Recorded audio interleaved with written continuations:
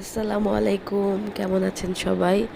অনেক দিন পর, আসলে অনেক দিন পর না, প্রায় 1 বছর পর চলে আসলাম নতুন ভিডিও নিয়ে। তো আজকে নর্মাল একটাই রেসিপি বললে চলে না, আসলে এটা হচ্ছে একটা মডিফাইড রেসিপি।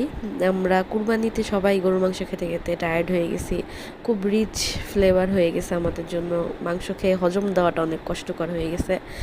তো এখনই হচ্ছে এই মাংসের একটা অন্যরকম রেসিপি নিয়ে এসেছি, রান্না মাংসের।